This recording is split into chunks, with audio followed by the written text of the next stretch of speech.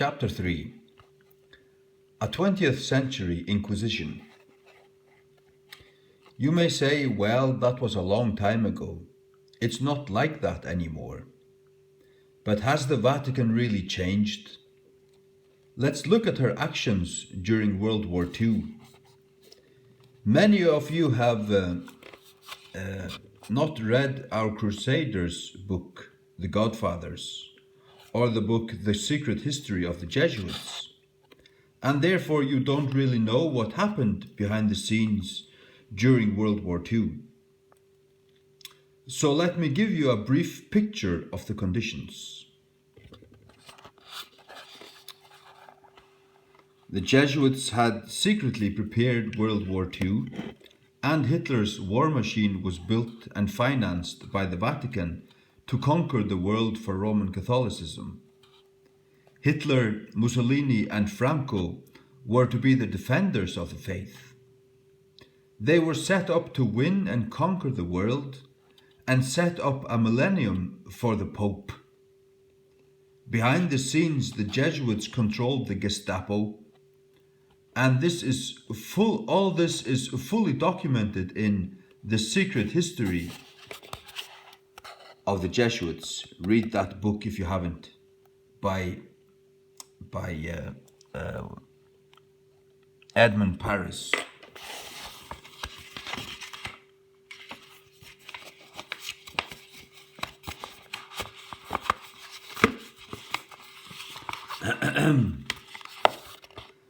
The Secret History of the Jesuits, yes, published by Chick Publications. Read what the press of the Spanish dictator Franco published on the 3rd of May 1945, following Hitler's death. It said, Adolf Hitler, son of the Catholic Church, died while defending Christianity. It goes on to say, over his mortal remains stands his victorious moral figure. With the palm of the martyr, God gives Hitler the laurels of victory. Hitler himself stated, I learned much from the order of the Jesuits. Until now, there has never been anything more grandiose on the earth than the hierarchical organization of the Catholic Church. I transferred much of this organization into my own party. Walter Schellenberg, former chief of Nazi counter-espionage, made this statement. The SS organization had been constituted by Himmler according to the principles of the Jesuit order. Their regulations and the spiritual exercises prescribed by Ignatius of Loyola were the model Himmler tried to copy exactly. Himmler's title as Supreme Chief of the SS was to be equivalent of the Jesuits' general, and the whole structure was a close imitation of the Catholic Church's hierarchical order. Franz von Papen, another powerful Nazi, who was instrumental in setting up the Concordats between Germany and the Vatican, had this to say. The Third Reich is the first world power which not only acknowledges but also puts into practice the high principles of the papacy. If you are not aware of what a concordat is an agreement between the Vatican and a government. As far as the Vatican is concerned, that government that signed the concordat has now become a part of the government of God, and the Vatican fully intends to stabilize that government, give it divine protection, and give it international protection.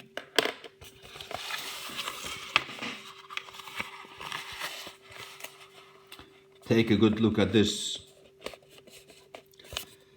Like Italy, Germany signed a concordat with the Vatican in Rome, 1933. Signing the concordat is Cardinal Pacelli, later to become Pope Pius XII. By 1933, he was the Vatican Secretary of State. Second from the left is Franz von Papen, a sinister Nazi and devout Roman Catholic who was Hitler's ace diplomat and the Vatican's agent in helping to bring Hitler to power.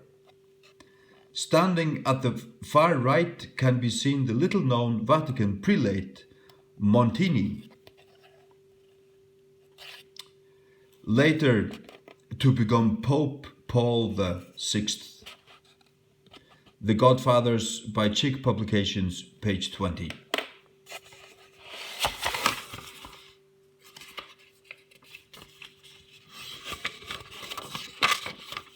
Now take a good look at this. That's Adolf Hitler, if you didn't know. Look at these Catholics, good friends with the Nazis. Hitler with Reich Bishop Müller and Abbot Schachleiter, surrounded by party bosses, September 1934. All giving the high sign, with the Catholics in their center.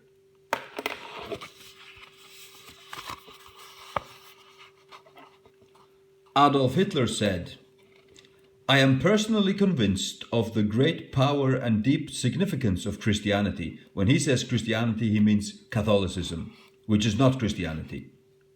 "And I won't allow any other religion to be promoted. That is why I have turned away from Ludendorff, and that is why I reject that book by Rosenberg. It was written by a Protestant. It is not a party book.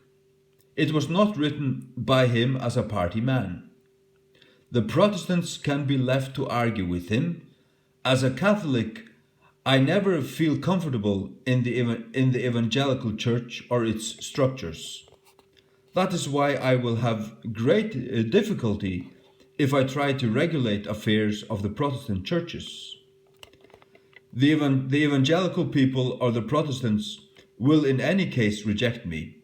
Yes, that's right.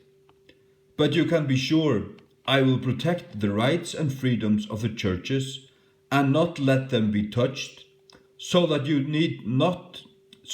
need have no fears about the future of the church." He means the Catholic Church.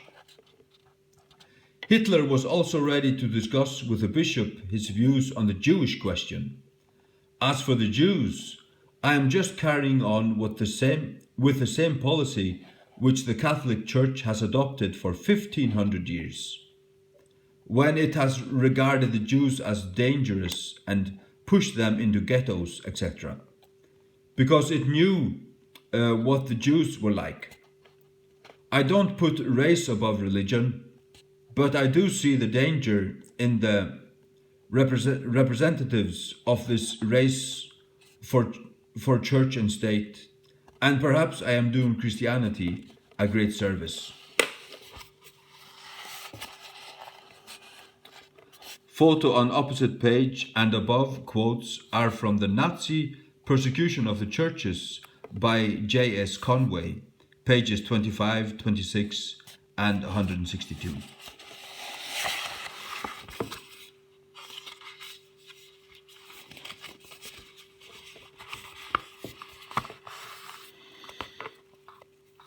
Hitler, Mussolini. The three big defenders of the Roman Catholic faith were Hitler, Mussolini and Franco. All three had concordats with the Vatican. When the Nazi war machine swept through the Balkans on the way to attack Russia, Yugoslavia had become a Nazi-occupied country. The Pope despised the Russian Orthodox members. They were called Serbians, and they were marked for death in Yugoslavia. They were given one choice: to convert to Catholicism or die. Franco. Why were they killed? Why did the Pope have such a vendetta against the Russian Orthodox? As we said in our Crusaders book, The Godfathers, the Communist Party was created by the Vatican to destroy one of our greatest enemies, the Russian Orthodox Church. The Communists had double-crossed the Pope and refused to destroy the Russian Orthodox Church members, and at last Pope Pius XII had created a machine to do what the Communists had failed to do: butcher every Orthodox Church member and their clergy. Let's see how this was accomplished. That's Stane Kukavica, a Franciscan monk, also seen in the uniform of the Ustasha. They're deadly. See, he's a monk and he's a killer, all in the same. He just changes clothes. The Catholic priests changed their robes for the uniforms of the dreaded Ustasha killer squads and led the most barbaric, brutal raids upon those people and practiced satanic torture never before known in this century. We are not talking 800 years ago. We are talking 1940. I was in high school then. The whore of Revelation showed her fangs, tore her enemies to shreds, and cleverly covered up her crimes. All this is documented in many books, including Catholic Terror Today by Avro Manhattan, the book the following quotes were taken from. The non-Catholic population of Catholic Croatia were given two basic alternatives: conversion or death. Their church buildings were closed, parish documents destroyed, ecclesiastical buildings burned down. Orthodox worshippers very often were arrested inside their own churches and kept there or in local halls while awaiting their fate. Forced conversion, concentration camps, or execution. Their survival, more often than not, depended upon the whim of the Ustasha, commandants, and of the Catholic padres, priests, accompanying them.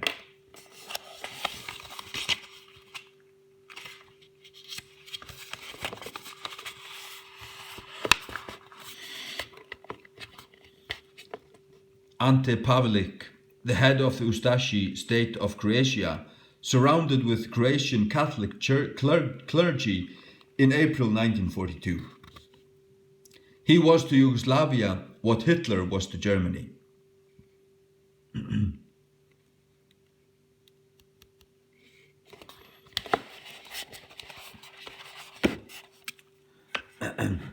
The bishops and archbishops of Croatia gave full support to the Ustasha.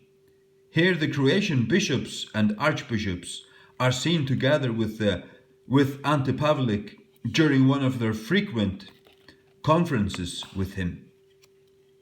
That's Ante Pavelic and all these satanic priests.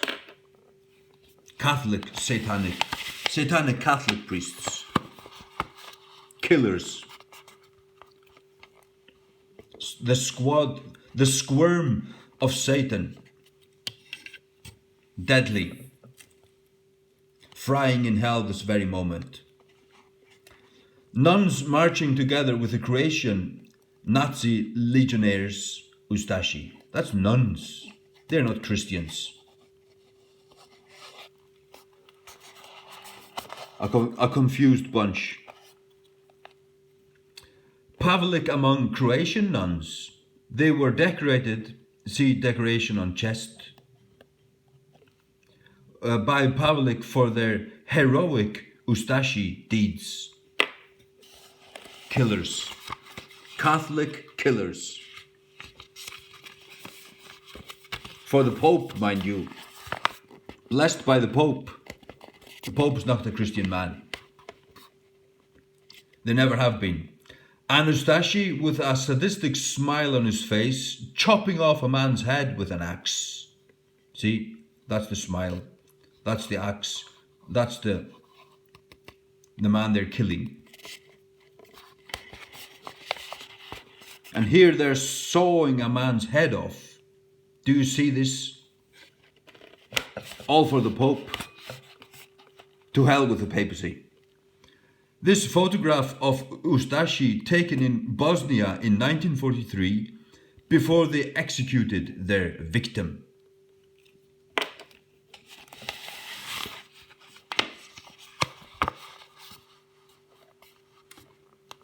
Mass murders were supplemented by the massacre of individuals, mostly in rural districts. The Ustasha very often used the most primitive weapons such as forks, spades, hammers and saws to torture their victims prior to their execution. They broke their legs, pulled off their skin with and beards, blinded them by cutting their eyes with knives, and even tearing them from their sockets. This information is documented by pictures and by sworn testimony of survivors.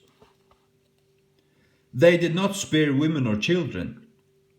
To quote only one instance, in the villages between Vlasenica and Kladani, the Nazi occupational troops discovered children who had been impaled upon stakes by the Ustasha, their little members distorted with pain.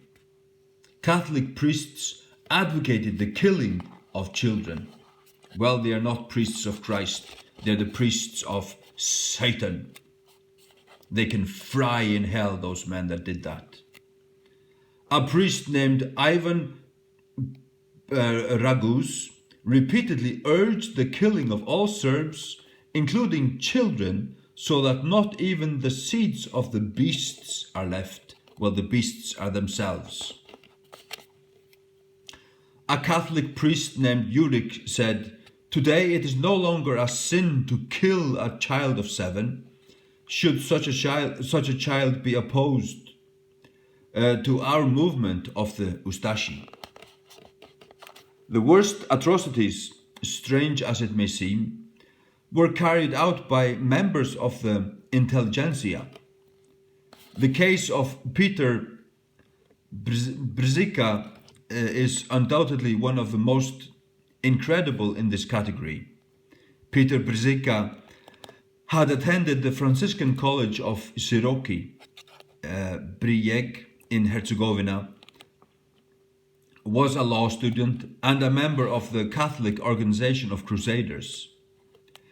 In the concentration camp at the Jasenovac, on the night of August 29, 1942, orders were issued for executions. Bets were made as to who could liquidate the largest number of inmates. Peter Brzica cut the throats of 1,360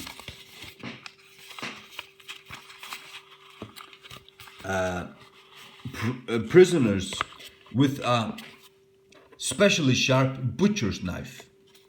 Having been proclaimed the prize winner of the competition, he was elected King of the Cutthroats. A gold watch, a silver service, and a roasted suckling pig and wine were his rewards. A Franciscan monk, Miroslav Filipovic, left as a priest, wearing his cassock, right as an Ustasha uniform. See? Priest and killer. Filipovic was the commandant of the concentration camp at Jasenovac. Jasenovac concentration camp distinguished itself because of the number of young inmates sent there. In 1942, the camp held over 24,000 Orthodox youngsters. 12,000 of them were murdered in cold blood. Take a good look at these Catholic atrocities. They are not Christians. Corpses of children starved to death in the concentration camp at Jasenovac. Catholics can repent and come out of that satanic system. Look at this, carrying a head, smiling happily. Ustasha carrying the head of a Serbian Orthodox priest. At Dubrovnik, Dalmatia, fascist soldiers had photographs of Ustasha wearing two necklaces.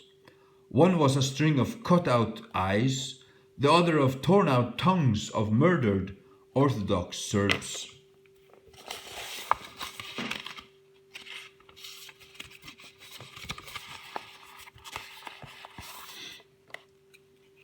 The atrocities of the Ustasha far surpassed mere physical torture. Their victims were tormented emotionally as well. An example of the unprecedented brutality is recorded by the sworn testimony of several witnesses regarding the following incident. At Nevesinje, the Ustasha arrested one whole Serbian family consisting of father, mother, and 4 children. The mother and children were separated from the father. For 7 days they were tortured by starvation and thirst. Then they brought the mother and children a good-sized roast and plenty of water to drink. These unfortunates were so hungry that they ate the entire roast. After they finished, the Ustasha told them that they had eaten the flesh of their father. Think about that. This happened in our generation, beloved. This is an example of the unleashed rage of the Vatican. Think about that. I once read that Rome, when in minority, is as gentle as a lamb, when in equality, is as clever as a fox, and when in majority, is as fierce as a tiger. I believe that this is an accurate description.